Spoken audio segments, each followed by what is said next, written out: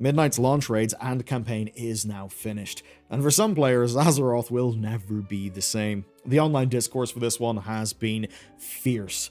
Today, we're going to focus on the lore, though. I mean, there's big questions. We saw Turalyon and Illyria disappear into the Darkwell, and then a week later, we saw them be followed by Xal'atath and thousands of her devouring host. And that's not even to mention everything that would happen the next week with the campaign's finale. So there's a lot going on here, and there's decades of lore that have never really been talked about in their foundations within World of Warcraft. So if you're wondering what the hell's going on, or you just want the story all wrapped up in one place with all the lore context you won't have seen, well, the good news is this video will have you covered. Obviously, we need to begin with the Sunwell, because it's driving all of this. So, this was the Sunwell, originally, a blue, mossy-looking well of arcane power.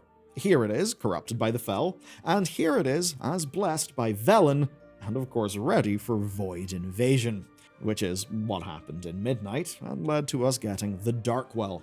You see, the Darkwell exists because Xal'atath built the Void Spire as a big focusing lens for Lura's power. She then ripped Lura out of Illyria at the top of the Void Spire and shot that down from Voidstorm, corrupting the Sunwell. We'll go into details on that later, but for now, just know Xal'atath absolutely got what she wanted, which is access to the World Soul. And if you're wondering where Illyria and Turalyon are, well, they're probably going to be wherever Xal'atath now is. So probably Titan machinery deep, deep, deep within the earth. But let's refocus on the story. So we're now up to the finale of March on quel'thalas. We go into the raid, Lura gets defeated, and everyone finds themselves scrambling for a solution to the Darkwell. But in the meantime, there's a spot of politics to do. So Lor'themar tells us to find Grand Magister Romath, because it is time to welcome the Void Elves back to Silvermoon. In this campaign, we're bringing the exiles of Silvermoon home, starting with the Void Elves. Now, their exile has not lasted as long as the other groups, and unlike the High Elves, they were fully integrated into Blood Elf society. Of course, over the years since their exile, they've proved themselves, such as in the fight against Xal'atath, where they've really been alongside us through Khazalgar and Koresh, so they're absolutely a trusted group. In patch 11.2.7, Arator started pulling the tribes back together. He found Umbric and Tazavesh and convinced him to return to Silvermoon. Then, in the short story The Void Between, Umbric gathered the Rendorai, which is just Void Elf in Thalassian, and brought them to the borders of Eversong. He told the sentries that their exile was over, and that they would come to defend the Sunwell. But of course, if you're an exiled person, you can't unilaterally declare yourself unexiled by just walking up to the guards and saying, "Trust me, bro, I'm here for your benefit." And who comes to deal with this border situation? Well, none other than Magister Romath. He appears to enforce the exile, but it quickly does become clear that these guys have got a history. Turns out, these guys used to be friends. They were part of a powerful trio of Magisters that also included a fella called Darkandra Thir. You may not recognize his name, but basically, he's the guy who sold Silvermoon out to the Scourge. If you don't know what that means, don't worry, I'll get there in a few minutes. Now, around this time, just many years ago, Umbric first started dabbling in the Void. But after Arthas plowed his way through, just destroying everything, and of course, leading to the fall of the Sunwell, well, Umbric went deeper into the Void. The reason why is fairly simple. They were all completely addicted to magic. Magic that they were getting from the Sunwell. So, with the Sunwell being borked, they were going through withdrawal. It was a brutal, desperate time. And while Umbric was exploring Void stuff, Romath instead followed their prince, quel'thalas, to Outland. At which point, the events of Warcraft 3, The Frozen Throne, World of Warcraft, The Burning Crusade, Wrath of the Lich King, and every expansion up to the end of Legion happens. And then Umbric just, he goes too far, experimenting in the Void. Now, I know that's a bit of a huge time skip, but what you need to understand is that it's at the end of Legion that Illyria slurps up Lura, the big Naru that we only just dealt with. That means Void stuff was happening. People were getting interested in it, and Umbric was obviously one of those people. But the thing is, his research and an incident involving Illyria leads to Lor'themar basically saying, "You guys are exiled. You have to go. You have to leave." And that's because Illyria, just walking close to the Sunwell, almost led to complete catastrophe. Now let's cut forward to the present day, because it's the old friendship between these two characters that finally breaks through Romath's fear of the Void. And in a touching moment, he reveals he didn't destroy Umbric's research materials. In a way, that may seem weird. Romath didn't trust the Void, he was almost afraid of it, yet he did not destroy those research notes. Likely because he still valued that old friendship from back in the day, and he just couldn't bring himself to do it. So on the personal level, it's nice, but it's not all that happens, because Lorthamar signs a decree giving the Rendori free passage into the city, with Umbric's old lab serving as their embassy. Now, as you can see, the Rendori returning to Silvermoon does make sense here. It was set up in quests, in old lore, in short stories. That all works. But the next tribe to return from exile, well, they have got people talking. So let's deal with that story. Okay, the Void Elves are done, but now, we gotta deal with a far larger problem. Because there are groups of elves who truly hate each other on a deep level that does also involve the murder of countless civilians. So this will be fun. Okay, we have the Sunreavers. They are blood elves who traditionally were more loyal to the city of Dalaran than they were to Silvermoon. And we've also got the High Elves, a group who never joined the Horde. Now, we're sent to Aethys Sunreaver, so we fly to the edge of the city, and when we get there, well, it turns out they've done most of the quest for us. He's talking with Verisa Windrunner, who is the leader of the Silver Covenant.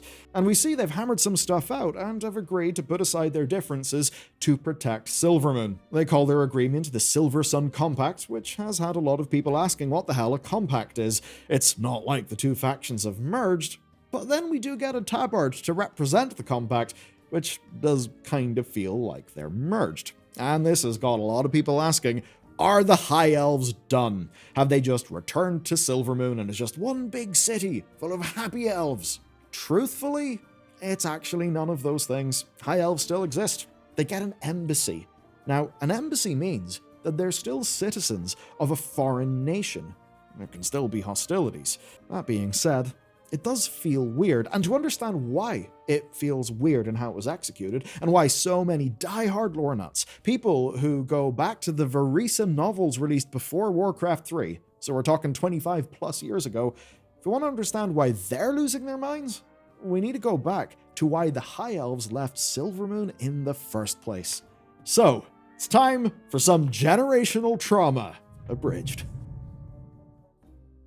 Silvermoon noped out of the Alliance long before you see them in-game, and long before even the likes of Prince quel'thalas. It actually goes back to the Second War, where they were in the Alliance, technically a different alliance to the one that players play as, and when there was a Horde, but it's the Horde we know as the Old Horde, not the one that players end up joining. I know, a little bit confusing, but anyway, here's the deal, right? Orcs pour their way through the Dark Portal, they basically go all the way up the Eastern Kingdoms. It's a big old disaster. Eventually, though, this alliance does push them back. Anasturnian felt humanity had done him dirty by abandoning quel'thalas to the orcs. Now, that's only partially true, but he still felt that the ancient oath binding their peoples together had actually been paid. He felt, look, loads of us have died. Yous didn't really protect us as much as I kind of thought you'd be able to, so you know what? Our debt's paid. That's it. And with that, the High Elves retreat through their enchanted doors and lock them behind them. And they just kind of retreat from the world. But this does not work for every one of these elves. There were Magi in Stormwind, Paladins in the Silver Hand, Farstrider lodges strewn across the Eastern Kingdoms. If you were, say, leveling up your newbie dwarf in Loch Modan, you would have seen a weird elf building in this dwarf zone. Well, that's because it was a Farstrider outpost. Hell, there were even high elf pirates living in Ratchet. But most of all, many, many High Elves lived in the city of Dalaran. And these elves would be the core of a faction we call the Silver Covenant. That's the one led by Verisa Windrunner. So that's basically the situation. They've closed off their civilization, but loads of their people are still strewn all about the place. Now, before long, the events of Warcraft 2 Beyond the Dark Portal happen, and eventually, we make our way to Warcraft 3. And Warcraft 3 was not a good time for these elves. Now, Prince quel'thalas was in Dalaran when the Sunwell was destroyed. He then returned home to find 90% of his people dead. He stabilized the Sunwell, and he renamed the High Elves blood elves, after all the blood that had been spilled. And quickly, he and those around him discovered that without the Sunwell, their people were falling into arcane magic withdrawal. And without a new source of power, he basically feared his people could actually just die out. So what he did is he took the best and the brightest, and he left Eversong. He joins a remnant of the Alliance up north, where a human, Garithos, was so racist that the Blood Elves left, and then were imprisoned in Dalaran, and then ended up going on this crazy journey, which we, by the way, play in Warcraft 3, with Illidan. We go to Outland, we go to Northrend, crazy old time, and throughout it, quel'thalas' motivation is quite simple. Illidan offers him a solution to their problem, a solution to the lack of magic. That solution is control over fell magic. Now that knowledge then spread back to Eversong, where the Blood Elves, so starved of the Sunwell's energy, began sucking the magical essence out of living creatures.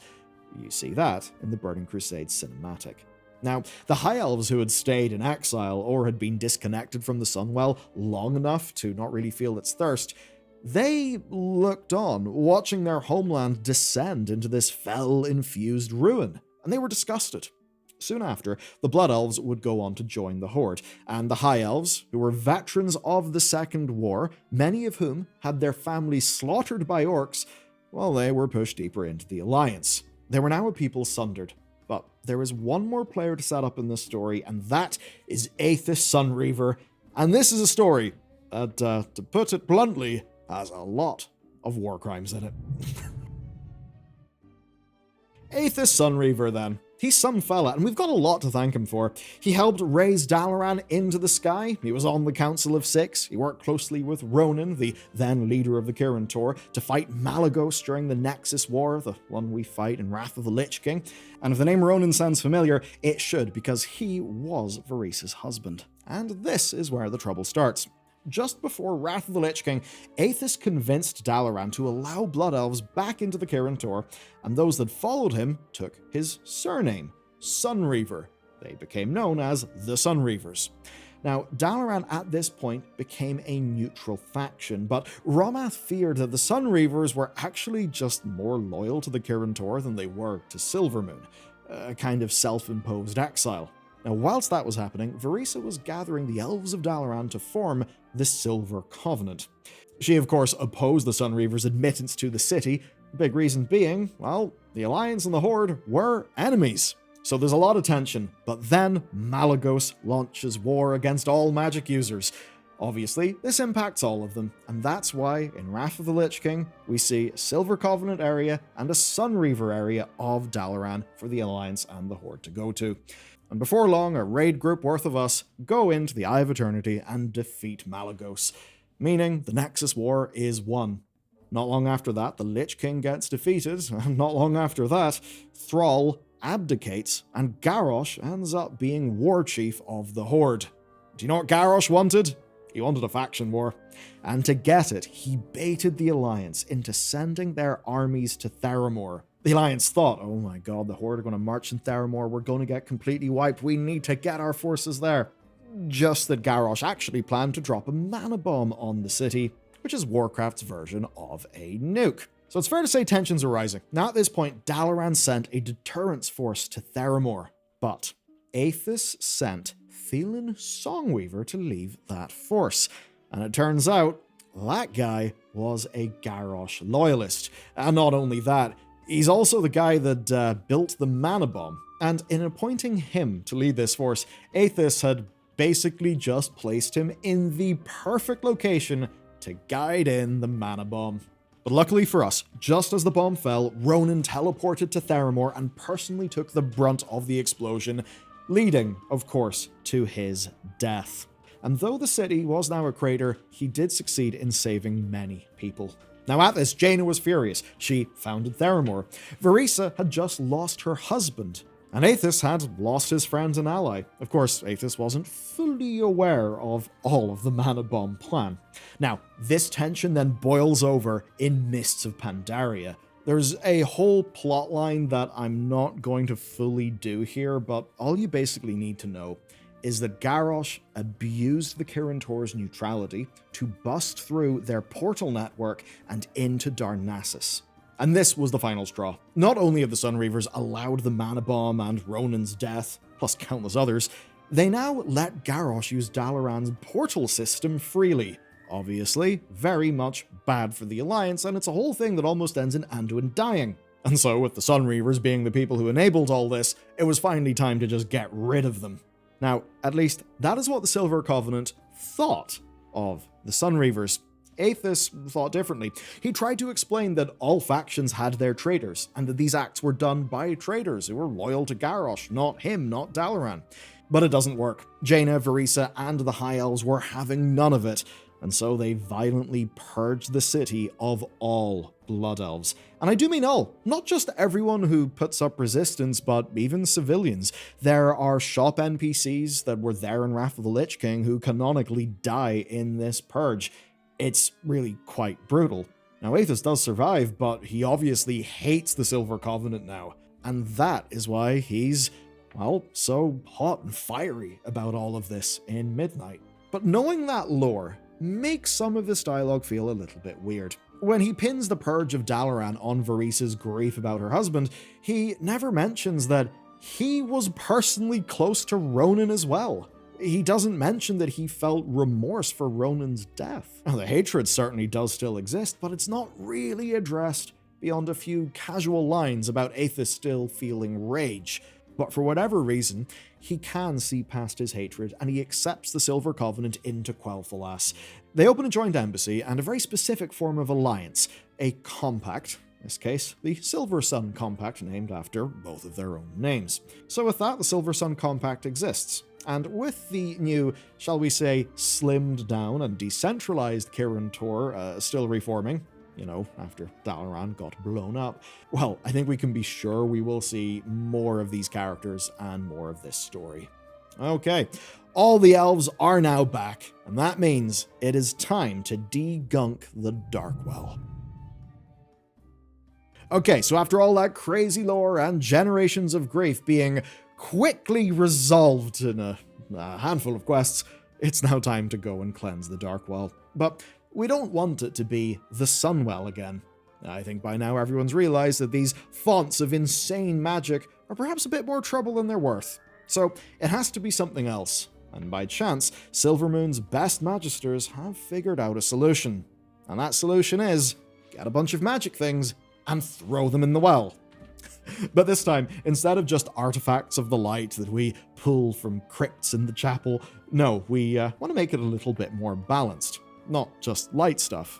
And that really is about as far as the logic goes with this one. But it does still have huge consequences. So Varisa and Aethys bring the crown of Anasternian, the last High King of the Elves, which isn't really an object of great power, but basically it's something that they think they can present as a symbol of unity. But of course, as we've established, the exile of the High Elves did begin under Anasternian, so it's still a bit weird. Now, the Nightborn then bring a fruit of the Arkandor. A cute reminder that truly anyone can kick their addiction to a magical well. The Night Elves then bring some Moonwell juice in the hopes that will also help chill out this new well. And then Umbric throws in a Void Crystal to concentrate the void already in the well. And finally, Liadrin sparks it with a flash of light, and it transforms into something wholly new. With all that, we get our new well. It's a calm, radiant one, and one that we damn well know is just channeling pure old world soul energy. But what's more important to the lore is what the characters in the story actually think. And they all agree that it's a tempered down version of the Sunwell, and that it will not replace the power of the Sunwell. But hopefully, it will keep Eversong in the sun, and the elves won't have to revert to wacky, world-ending magical shenanigans to cure their addiction again. Liadrin announces that this is now the High Home of the Elves, which is just an English translation of quel'thalas. But you can see the framing. It's a home for all of the elves. Happy, happy. Now, did Blizzard just speedrun getting all the elves back and all the elves home? No, I don't think they did. There's still plenty of tension between these characters and between these groups of people, but maybe the more important question is, with how this stage of the story went down, and how fast it went down, and in such a low number of quests, well, it does have a lot of people thinking, is this earned? Does it feel credible based on my experience playing the game? That's why it has so many people scratching their heads. But you see, there's a little more to this. Because with the Dawnwell lit, Umbric and Ramath finally hint at where Turalyon and Lyria may have gone. They simply say that she's gone somewhere below. And hey, look at the cinematic. If you're wondering, where did Xal'atath go? The answer's simple. She went into the floor. What's under the floor? Well, if you go deep enough and you keep going, Australia. But here, it's actually the world core. That is where the world soul of Azeroth is, right? So we have Ramath hinting at that, and at the same time, Arator is talking the Adrin's ear off about the Sunwell being filled with the world soul's voice. Put two and two together, you get the world core. Something established in the War Within, but very much leaning on all of the Titan machinery and Titan lore that we've got since the beginning of World of Warcraft. And if you ask me, it's probably patch 12.2 of Midnight. And you best believe we've got a big project brewing in that as we speak, but I've still got you covered for today because we've explained why Xal'atath found a way, the why and the how, to hotwire the Void into the World Soul using the Sunwell. It's in our first quel'thalas video, and you can watch it by just clicking the link.